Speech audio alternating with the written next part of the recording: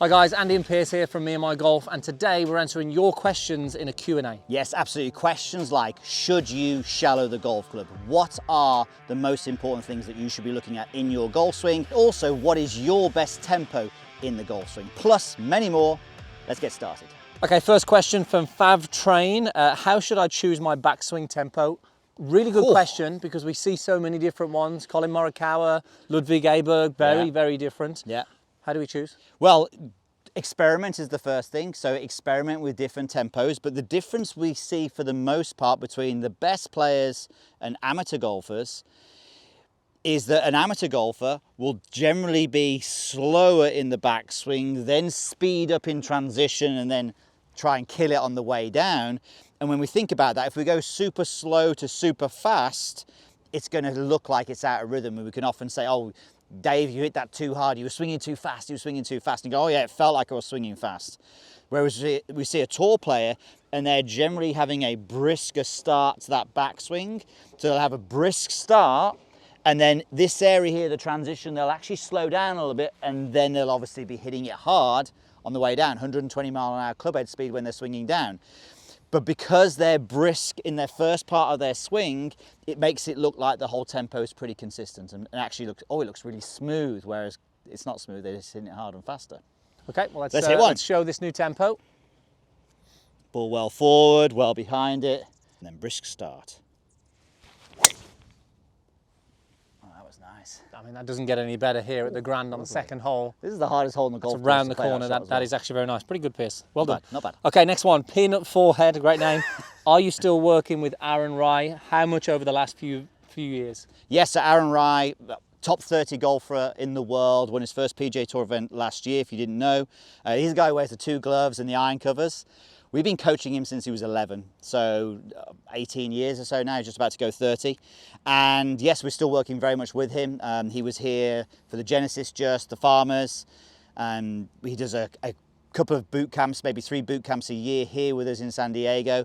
And what does the future look like? Was that the last question? Last part of the question? How many years or how long? How many years? Oh no, how much over the last few years? Yeah, it's a lot. A lot over the last 18 years. Yeah, a lot over the last 18 years, but probably more recently because of the fact that we're here and he's obviously here on the PGA Tour. And look, watch out for him. He is an unbelievably straight hitter of a golf ball, and we feel he's got a lot more wins in him. Top 20 player in the world he's going to be, no question about that. Yep. Okay, let's swap over, Piers. Let's go to champion. another couple of questions. Oh yeah, absolutely.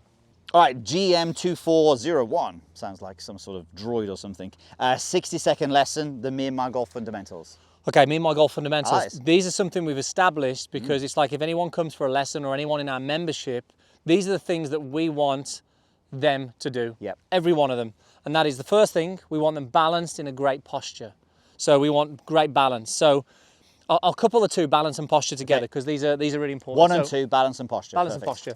You get a alignment stick.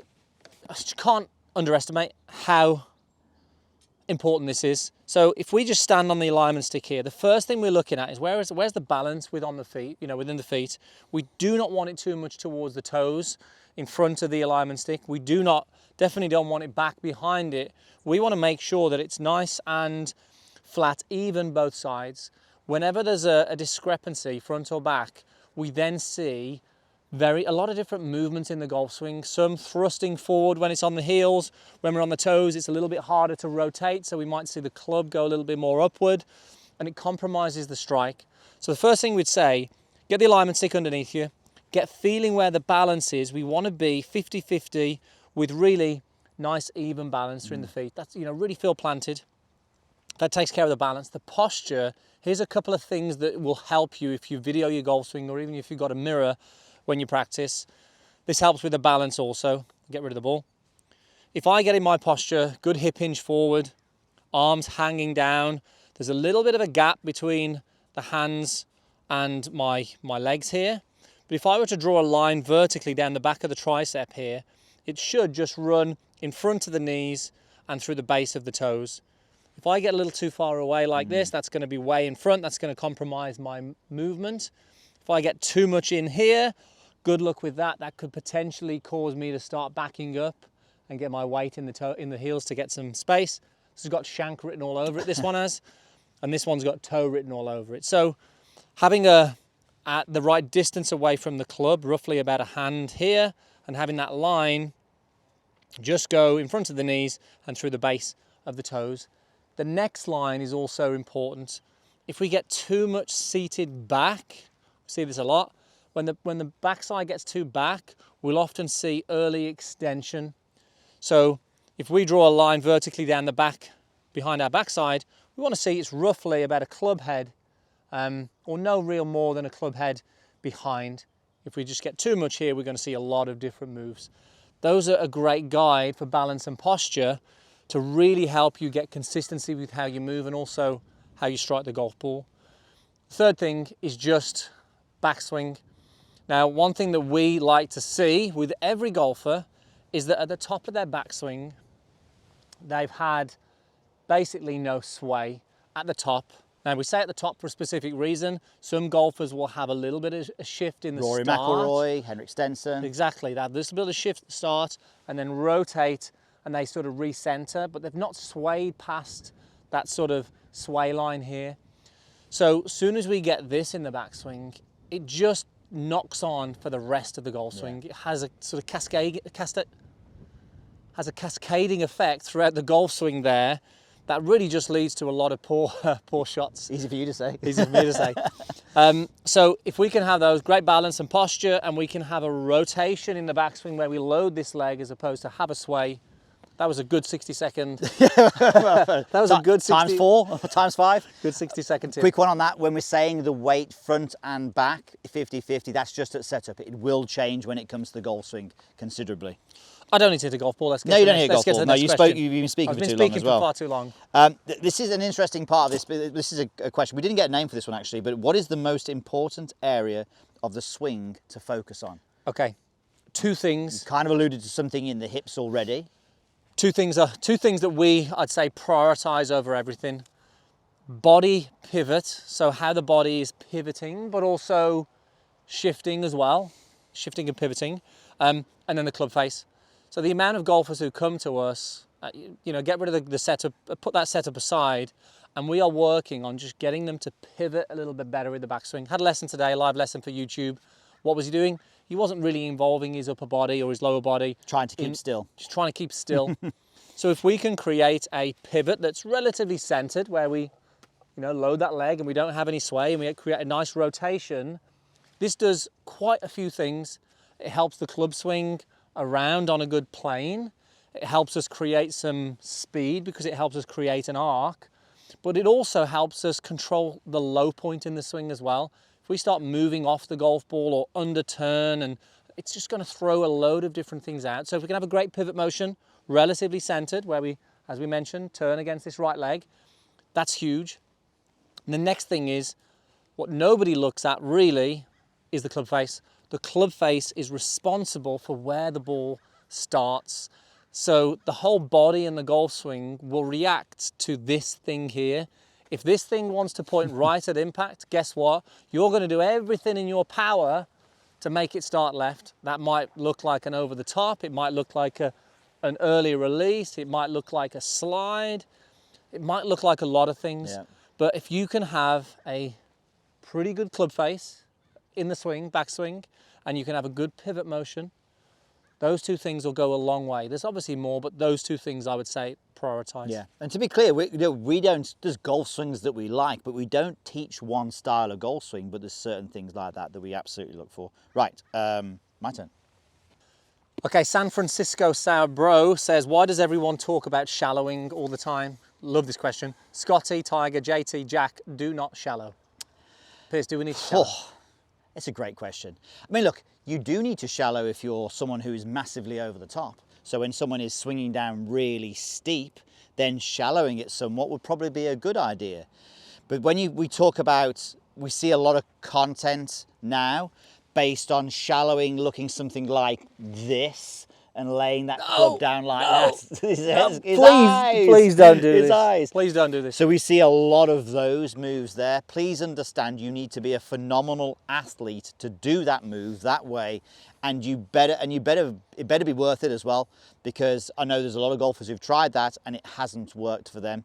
But one thing I will say, I would say for the most part, the majority of the best players, they still shallow it somewhat, but there's subtleties to this. And the real move in this comes from this. So if I actually just hold down on my U505, I mean this thing, Andy, we call it SOS because it's so good, this golf club. We love it. I'm definitely going to hit one in a minute with it.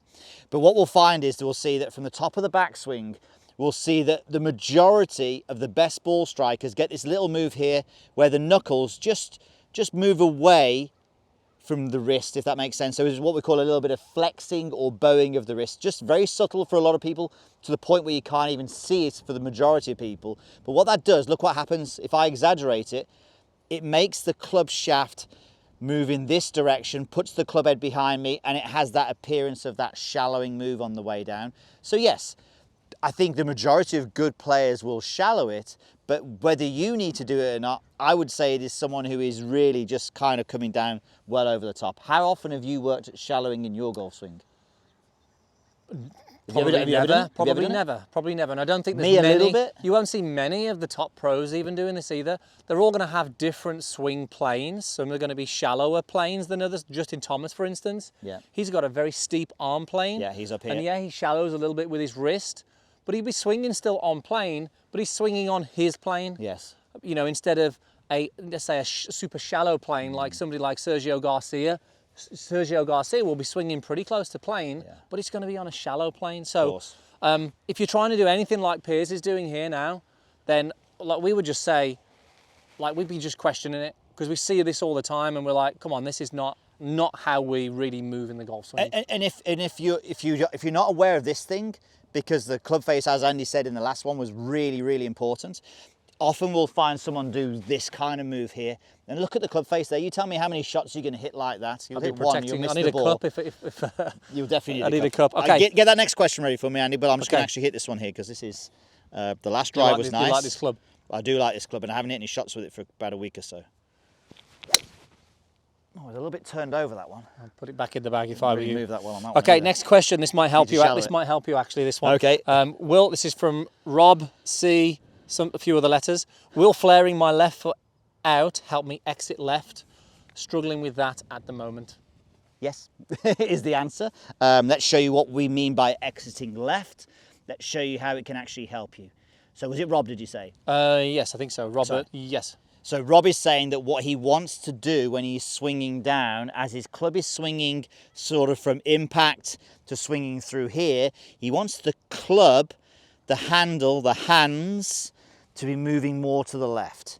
So this would be our exit from impact. So that would be almost an out exit to the right exit. That would be more of maybe an on-plane exit there.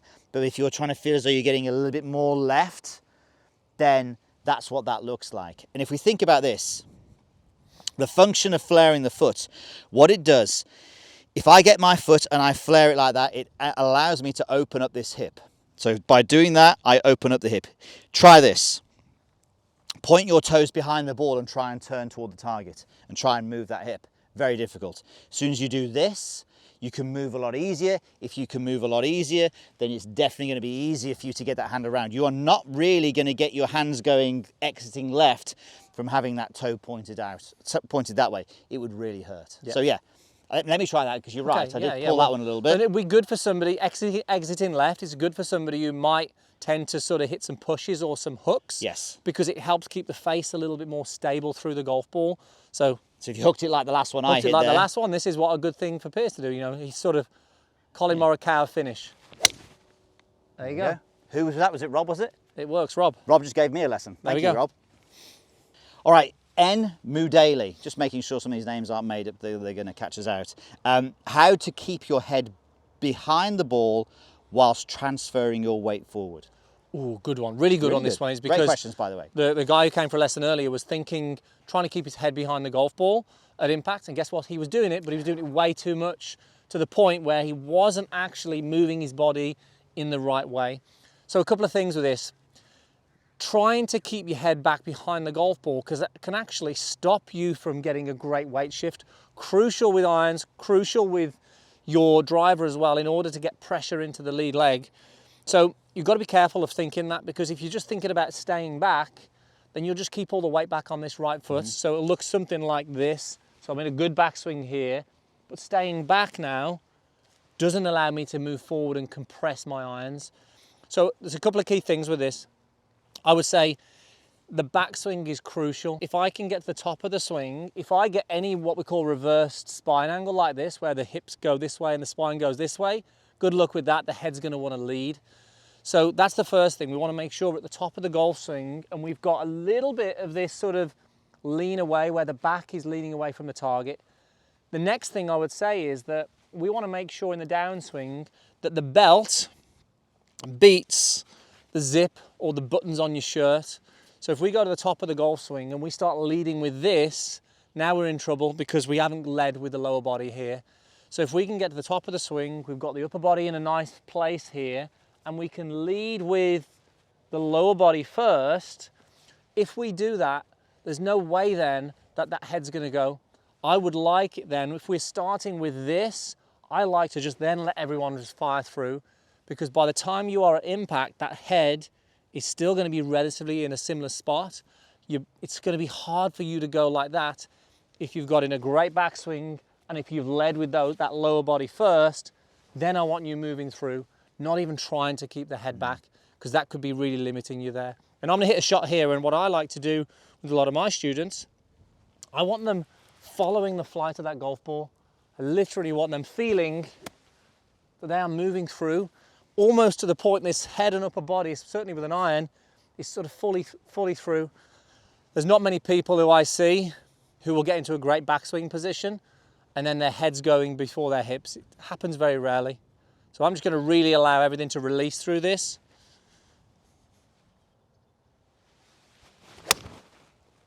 And you'll see I'm finishing on that left side there, and I'm not thinking at all of trying to keep anything back. As soon as I try and do this, danger. That's great. That, by the way, that feeling for you there is really good, because that's something that you probably want to do better in your golf swing as well. Exactly. Yeah. Okay. Good stuff. Good stuff. Right. Okay. So AJ Hench, help with consistent iron contact and ball speed. Okay. Consistent iron contact and ball speed. First thing I would say is the Meanwhile Golf fundamentals. Rewind. Is crucial for that. That's the starting point. So make sure your fundamentals are good. Pivot motion, balance and posture. The next thing, there are so many reasons that you could not be compressing and getting enough speed to the golf ball. It could be the club face on the way back. It could be the grip. It could be the width of the arms. The thing to know is find out the reason. Find that one thing out that's stopping you from really compressing your irons and getting that centered strike. Often for us, as we mentioned, club face and pivot motion, a lot of the answers are there. So you need to pinpoint exactly why. What I would say though, if your fundamentals are good, like we've talked about, having an external focus is really a great way to forget about the golf swing, create more freedom, and actually help you get a better strike. So one thing you can do when you're on the course or even on the range is just be very intentional about striking the ground past the golf ball. Something that we will say a lot is that the body will organize movement when given a clear intention. So an external focus here, which is hit the ground past the ball. To do that, my body needs to organize itself in order to do that. I'm not thinking about what I need to do. I'm allowing the intention to create the move. So by having some practice swings, really feeling as if that ground past the golf ball, in order to get there, I'm going to create the conditions, which we know impact should look a little bit more like this. That will help. A bit of shaft lean, increased ball speed, bit of weight shift will help me get that compression ball first, then followed by the turf. So an external focus here of the ground, rather than thinking about all the positions, that's a great way, but make sure you actually pinpoint the exact reason that's holding you back. Okay. Okay, I'm just going to try and hit the ground here past the ball now. Yeah, that was good.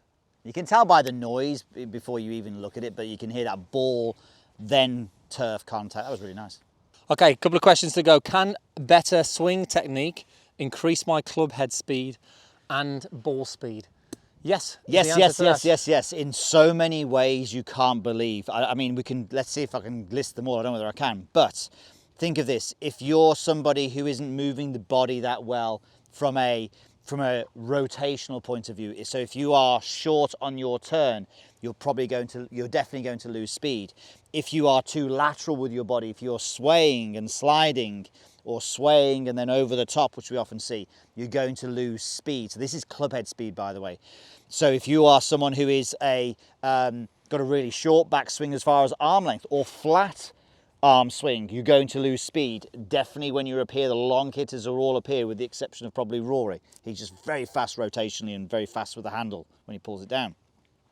So if you can lose so much power, clubhead speed, should I say, by moving inefficiently, absolutely. But then when it comes to us, and look, the biggest one we see, I had a guy on this tee, he was literally on that tee down there just a couple of days ago, and he was a golfer who was swinging very short in the backswing, but then loads of rotation in the downswing. So really short in the backswing, then loads of rotation in the downswing, cutting across it, hitting a drive 160 yards. We got him hitting a shot. I just wanted to take his whole body out of the equation as far as opening out too early. I wanted to create a big turn in the backswing. I wanted to keep his back facing the target in the downswing and just get his arms involved, get some speed into the hands and the arms, and he hit it 230 yards. That was literally felt like he was actually hitting it quite soft as well, because all he was doing then, which is my next point, is he's delivering the club in an efficient manner. If your face is open, if your face is closed, it's not going to carry as far as it can do. If you're hitting it in toe and heel, again, it's going to be a problem. All of these things, high on the face, is going to hit it, launch it high with not a lot of spin. That's quite a nice combination for distance. It will roll a little bit and it will carry a long way. But hitting it low on the blade, it's just going to spin up in the air as well. So your strike can be a big problem. So if we think about all of those things combined, if we can do things in our technique to get a centered strike with a square club face, with higher club head speed, then absolutely we can do it. I mean, I probably missed about 10 things out there. No, I mean, the short answer is yes. And what's happened from this is that we've had people on the tee and we've gained them 50, 60 yards. Yeah. And they haven't had to put any more effort in. No. All they've had to do is change the motion. So 100% you can have massive gains by changing technique. Yeah, absolutely. Okay, and the final question is from, I can't pronounce that, so I won't say it. It's a personal one. It's okay, what was the driving force behind us moving to the US? We've been here now almost 3 years from the UK, sunny San Diego. There's a little clue there in that statement. America's just had a special place in certainly my heart, and I know Piers' heart for a long time. We came here, we did a world tour in 2012, landed in San Diego, and we're like, wow, this place is pretty special. We actually came to the Grand maybe a year or two later, and this place was just like, okay, this is something amazing here. And just you've got the golf industry, the brands are all here, but mainly for all year round coaching, filming, because generally we don't get many days of rain. Yeah. So it's been that's a big part of it, and we've coached for a long time out in the cold in the UK. We've done the videos in our snoods and hats and freezing cold weather, so it's definitely much nicer in February to be doing this. Yeah, I think, not really much to add to that really. It's definitely a business decision and definitely a personal decision as well, and it's fantastic. Look, if you've never been to San Diego, I get asked the question all the time, where's the best place that you've ever visited? And I'm like, San Diego, and fortunately managed to get here. Okay, hope that was useful, guys. Let us know in the comments there which one of those tips was most helpful to you. Yeah, absolutely. Some very educated questions from you guys, as always. And look, if you need any help with your club fitting needs, make sure you check out Club Champion, and we'll see you soon. Thanks for watching, everyone. Please don't forget to like and subscribe, and check out the channel.